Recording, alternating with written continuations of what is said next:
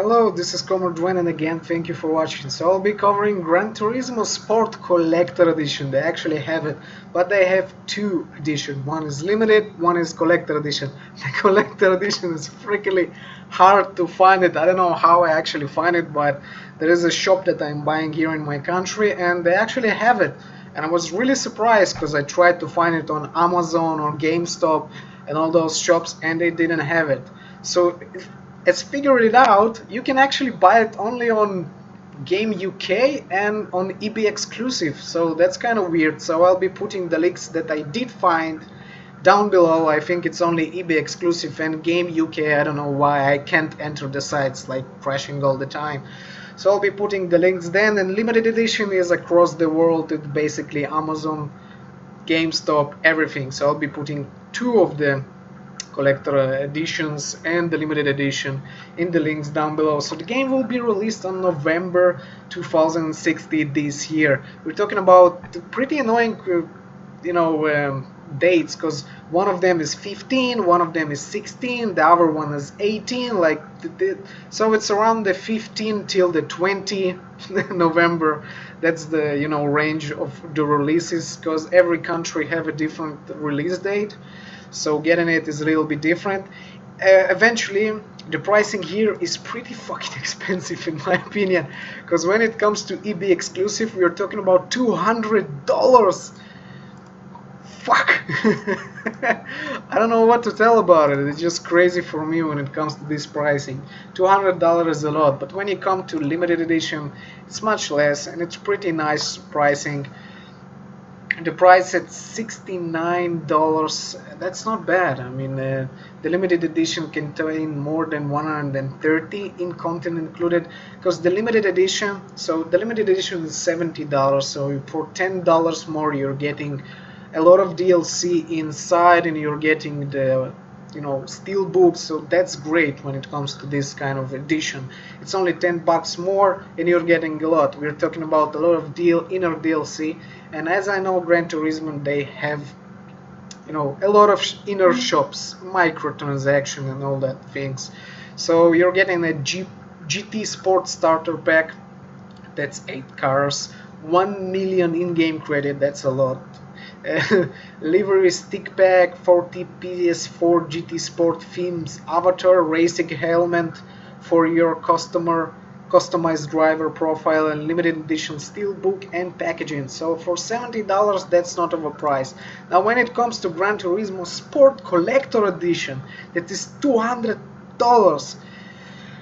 That includes a lot of things, but I don't think it's worth it in my opinion. We're talking about the game itself, basically 2.5 million in-game credit. That's fucking a lot.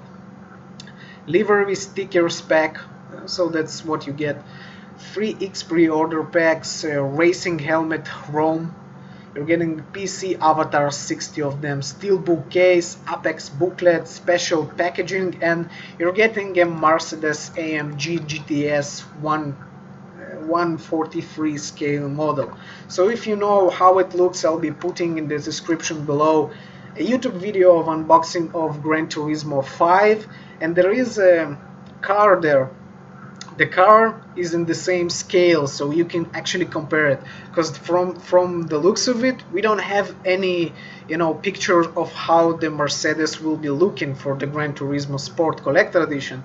So if you want to understand how big it is, I'll be putting in the link below the Gran Turismo 5 unboxing, so you can see how the car, what size is it, because it's 143 scale. I don't think everybody understands what the fuck is 143 scale. So it's good. In my opinion, $200, there's a lot of DLC inside. That's why it's so costly. But again, if the game suffers, your collector edition suffers immediately. The only problem here is it's hard to get. It's limited. You barely find information about this collector edition. The limited edition is easy to find. As you told, a lot of DLC, and in the description below you can see in Amazon everything that it comes with, all the DLCs. But the big one, the game collector edition, is hard to find, and if you find the shop, please comment below and put the shop info, so where you can buy it more with the better price, because I just can't find the really good pricing when it comes to this collector edition. But still, $200 for EBexclusive is hell of a lot, and I don't think it's worth it. In my country, from the shop that they offered me this deal, and because I'm really close to the shop and the one that brings collector edition to the country, so because I buy a lot from him, so it happens. So he's selling it for me for around the $160, and that's with packaging, and he does make profit from it. So for me it's kind of a good deal, but for EBexclusive $200, it's probably good for the ones that buy it in Australia. I think the game UK probably sell it for like around the $150, $140, but I still think it's overpriced. You don't get soundtrack, you don't get hardcore, you get a lot of microtransaction in-game DLC that kind of makes this worth more, but who told you that you're gonna love this game? I mean, maybe the game will suffer, you don't know it. And microtransaction, I just hate microtransaction and all this kind of style of games that in order to access something you need microtransaction. Credit cards, 2.5 million credits. Basically the price here for the Gran Turismo Sport Collector Edition, I think it's overpriced, but when it comes to collector, inner DLC, it's probably the right price. We're talking about probably $150 from my opinion. So that's not that big of a deal. I think it sounds fair, but when it comes to $200 and more, yeah, I even $150, it's hard for me. The car, if you look in the YouTube video, the car itself is pretty small. Yeah, it looks amazing when it comes to details. It's small, but it's real detailed. Great, but Gran Turismo 5, let's say now you can get the collector edition for $60 or $65.